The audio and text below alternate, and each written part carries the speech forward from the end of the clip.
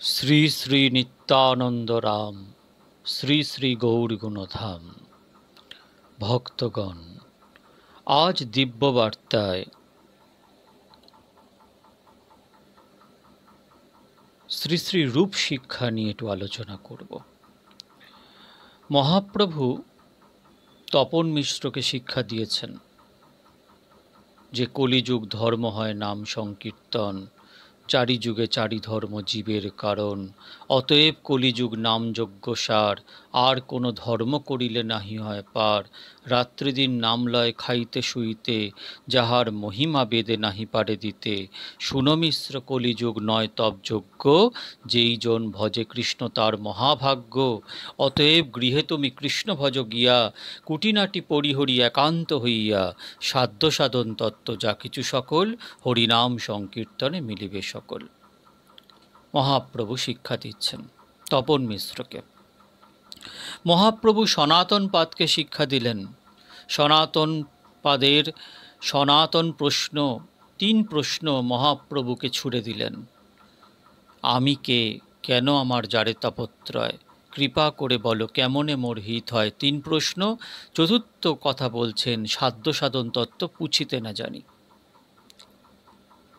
সাধ্য সাধন তত্ত্ব কি, সেটা অনুভব বেদ্য ব্যাপার। মহাপ্রভু যখন শিক্ষা দিচ্ছেন প্রকাশানন্দ সরস্বতীকে, তখন বলছেন গুরু আমায় যে মন্ত্র দিয়েছে, জপিতে জপিতে যাবে প্রেমাঙ্কুর হবে, সাধ্য সাধন তত্ত্ব জানিবাসে তবে। মহাপ্রভু সেখানে জপছিলেন। মহাপ্রভু গুরুদত্ত মহামন্ত্র জপতে জপতে পাগল হয়ে গেলেন। বললেন, হে হে প্রভু, আপনি আমায় কি নাম দিলেন যে আমার জপতে জপতে পাগল হয়ে গেলাম।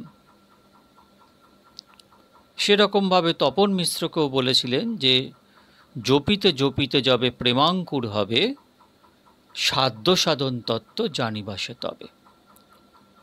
শুধু পড়ে নিলাম, মুখস্থ করে নিলাম বা জেনে নিলাম, জপ করলাম, তার দ্বারাই নয়। জপতে জপতে জপতে জপতে যখন মায়ার আবরণ সরতে থাকবে, কৃপা কে অনুভব আসবে, নাম অপরাধ থেকে মুক্ত হয়ে, সেবা অপরাধ থেকে মুক্ত হয়ে যখন জীব ভগবত দিব্য নাম বারবার উচ্চারণ করবে, তখন সেই দিব্য ভগবত নাম কৃপা করে অবতরণ করেন। কারণ তিনি নামে নামেন, নামে নামেন। নাম করলে উনি নামেন ধরায়, কারণ তিনি নামস্বরূপ। তো এখানে সনাতন গোস্বামীকে যেমন শিক্ষা দিয়েছেন, প্রকাশানন্দ সরস্বতীকে যেমন শিক্ষা দিয়েছেন, যেমনভাবে তপন মিশ্রকে শিক্ষা দিয়েছেন, তেমনভাবে রূপ গোস্বামীকেও শিক্ষা দিয়েছেন। রূপ গোস্বামীকে শিক্ষা দিতে গিয়ে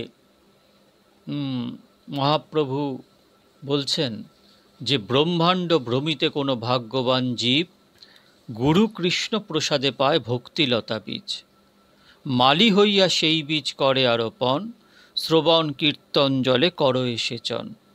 উপজিয়া বাড়িলতা ব্রহ্মাণ্ড ভেদি যায়, বিরজা ব্রহ্মলোক বেদি পরব্রহ্ম পায়। তবে যায় তদুপরি গোলক বৃন্দাবন, কৃষ্ণচন্দ্র কল্পবৃক্ষে করে আরোহণ। সেই তো পরম প্রেম পরম পুরুষার্থ, যার আগে তৃণতুল্য চারি পুরুষার্থ। বেদ আমাদের কাছে 4 পুরুষার্থের কথা বলে, ধর্ম অর্থ কাম মোক্ষ। শ্রী শ্রী চৈতন্য চরিতামৃতকার কৃষ্ণদাস কবিরাজ গোস্বামী বলছেন, কৃষ্ণ ভক্তির বাধক যত শুভাশুভ কর্ম, সেও এক জীবের হয় অজ্ঞানতম ধর্ম। অজ্ঞান তমের নাম কহিয়ে কৈতব, ধর্ম অর্থ কামবাঞ্ছা দিয়ে এইসব। তাহার মধ্যে মোক্ষবাঞ্ছা কৈতব প্রধান রে, যাহা হইতে কৃষ্ণ ভক্তি হয় অন্তর্ধান রে। ধর্ম অর্থ কাম তো আছেই, মোক্ষবাঞ্ছা যতদিন থাকবে ততদিন পর্যন্ত কৃষ্ণ ভক্তি থাকবে না, অন্তর্ধান হয়ে যাবে কৃষ্ণ ভক্তি। সব কিছুকে ত্যাগ করে একমাত্র প্রয়োজন তত্ত্ব, প্রেম প্রয়োজন। সেই প্রেমকে লাভ করলেই জীবের পরিপূর্ণতা আসবে।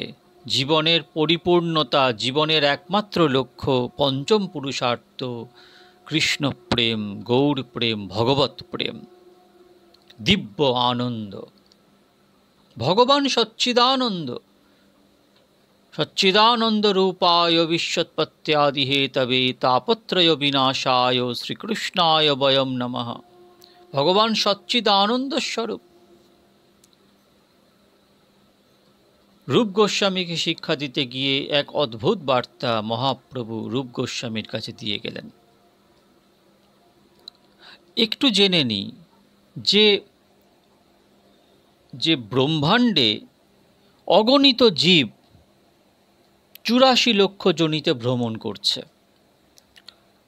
স্থলচর, জলচর, গগনচর, অসংখ্য জীব, তার মধ্যে মানুষের সংখ্যা অতি অল্প। তার মধ্যে আবার শাশ্বত বৈদিক সিদ্ধান্তের শীতল ছায়ায় আশ্রয় নিয়েছে এরূপ মানবের সংখ্যা আরও অল্পতর। যারা বেদ মানে তার মধ্যে অর্ধেক লোক মুখে বেদ মানে, কাজে বেদ মানে না। বৈদিক ধারা অক্ষুণ্ণ আছে যাদের জীবনের আচরণে, তাদের মধ্যে অধিকাংশ লোক যাগযজ্ঞ ক্রিয়া করছে। প্রকৃত তত্ত্বজ্ঞান তাদের নেই। তত্ত্বজ্ঞানীর মধ্যে সকলে অনুভূতি সম্পন্ন নয়। তত্ত্বজ্ঞান থাকতে পারে, কিন্তু অনুভূতি সম্পন্ন তত্ত্বজ্ঞানী তার মধ্যে দুর্লভতর। তত্ত্বের অনুভূতি ছাড়া মুক্তি হয় না। জ্ঞান সম্পূর্ণ কোটি ব্যক্তির মধ্যে একজন অনুভূতি লাভ করে, মুক্ত হয়ে থাকে। এরূপ কোটি মুক্ত মধ্যে একজন কৃষ্ণ ভক্ত সুদুর্লভ। এইরকম পাওয়া যায় কিনা সন্দেহ। বহুনাম জন্ম নামন্তে জ্ঞানবানং প্রপদ্যন্তে বাসুদেব সর্বমিতি সমহাত্মা সুদুর্লভ।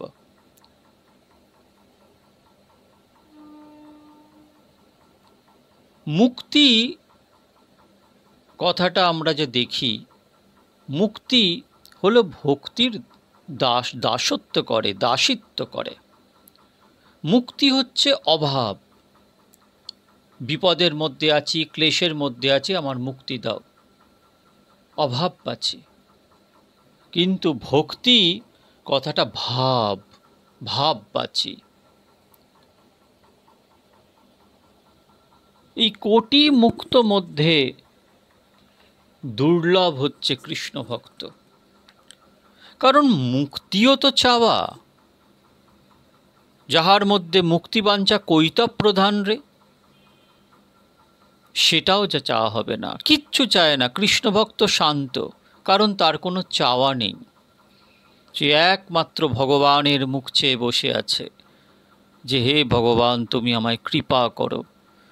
তুমি আনন্দস্বরূপ, আমিও আনন্দস্বরূপ, কিন্তু সেই আনন্দ মায়ার আবরণযুক্ত বলে সেই দিব্য আনন্দ অনুভব হচ্ছে না।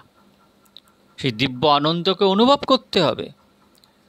এইবার মহাপ্রভু রূপ গোস্বামীকে শিক্ষা দিচ্ছেন, যে বলছেন যে ব্রহ্মাণ্ড ভ্রমণ করতে করতে কোনো ভাগ্যবান জীব গুরু এবং কৃষ্ণ কৃপাতে ভক্তিলতার বীজ প্রাপ্ত হয়। গুরু স্বরূপ শক্তি ভগবানের স্বরূপ শক্তি গুরু। তিনি যে কানে বীজ মন্ত্র প্রদান করেন, সেটাই ভক্তিলতার বীজ। মালি হইয়া সেই বীজ করে আরোপণ, শ্রবণ কীর্তন জলে করো এসেচন। তো বীজ তো প্রাপ্ত হলো, এবার আমাদের মালি হতে হবে। কিভাবে না, মালি হয়ে সেই বীজকে আরোপণ করতে হবে। এবং কিভাবে আমরা তাকে রক্ষা করব সেই বীজকে? বীজ থেকে চারা হবে, চারা থেকে গাছ হবে, গাছ থেকে মহিরুহ হয়ে যাবে। না শ্রবণ ও কীর্তন। কি শ্রবণ? জগতের জিনিস শ্রবণ করা না, জগতের এই যে যত জীব আছে তাদের ইন্দ্রিয়, মন, বুদ্ধি সব মায়ার আন্ডারে। সুতরাং এখানে তাদের কথা শ্রবণ করে লাভ নেই। শ্রবণ তার কথাই করতে হবে যে রাম অকল্পেয় বুদ্ধিমন বাণী, যে বুদ্ধি, মন, বাণীর অতীত সেই পরম বস্তুকে আমরা শ্রবণ করব। কি শ্রবণ করব? তার নাম শ্রবণ করব, তার গুণ শ্রবণ করব, তার লীলা শ্রবণ করব, তার ধাম মাহাত্ম্য শ্রবণ করব, তার পরিকর মাহাত্ম্য শ্রবণ করব। আর কীর্তন শ্রবণ করলাম, এবার কীর্তন করলাম, নাম কীর্তন, রস আস্বাদন, ভগবানের যশ কীর্তন, ভগবানের লীলা কীর্তন, ভগবানের পরিকর মাহাত্ম্য কীর্তন, এই সব হচ্ছে শ্রবণ কীর্তন। শ্রবণ কীর্তন জলে করো এসেচন, উপজিয়া বাড়িলতা ব্রহ্মাণ্ড বেদি যায়। এইভাবে যখন জীব নিয়মিতভাবে শ্রবণ কীর্তন দাস্যে ভজন করতে থাকে, তখন সেই বীজ ক্রমাগত উপরের দিকে উঠতে থাকে। উপজিয়া বাড়িলতা ব্রহ্মাণ্ড বেদি যায়, বিরজা ব্রহ্মলোক বেদি পরব্রহ্ম পায়। ব্রহ্মসংহিতা আস্বাদন যখন করেছিলাম, আমি আবার নতুন করে নিয়ে আসবো আপনাদের কাছে ব্রহ্মসংহিতার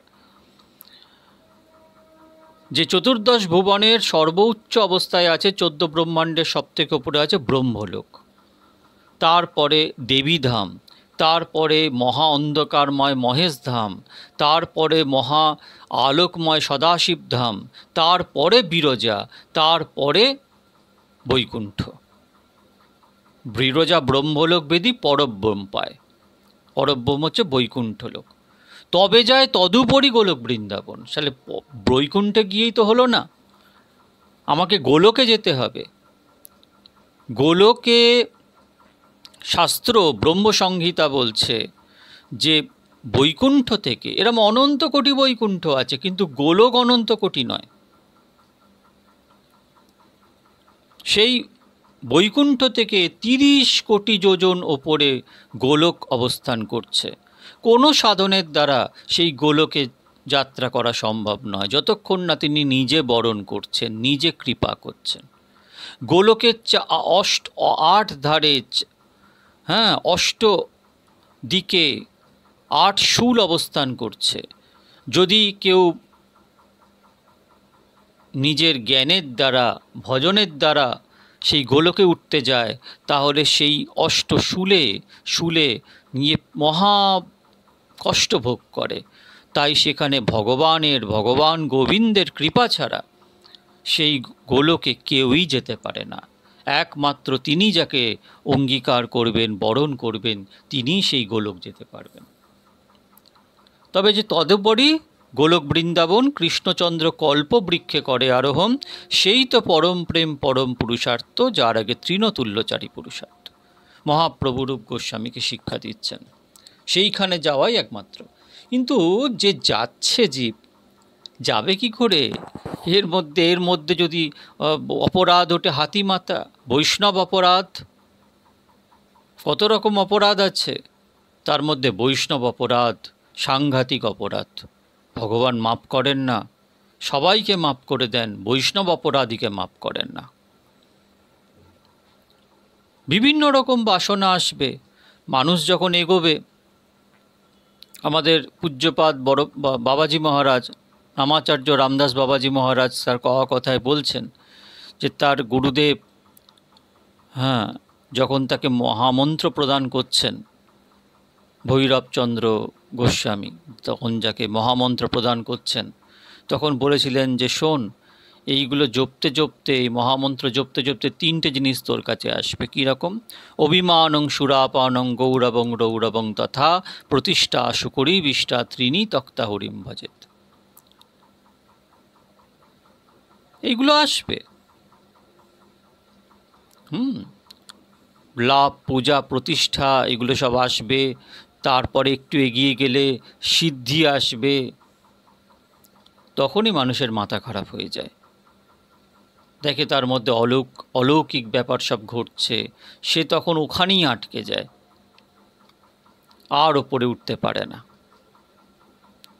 যদি কেউ এই সবকে দূরে সরিয়ে রাখে, সে শুধুমাত্র একমাত্র ভগবানের প্রেম লাভ করতেই হবে আমাকে, যতক্ষণ না ভগবানের প্রেম লাভ হচ্ছে ততক্ষণ পর্যন্ত আমি থামব না, তখন এই উপশাখা সব নাশ হয়ে যায়।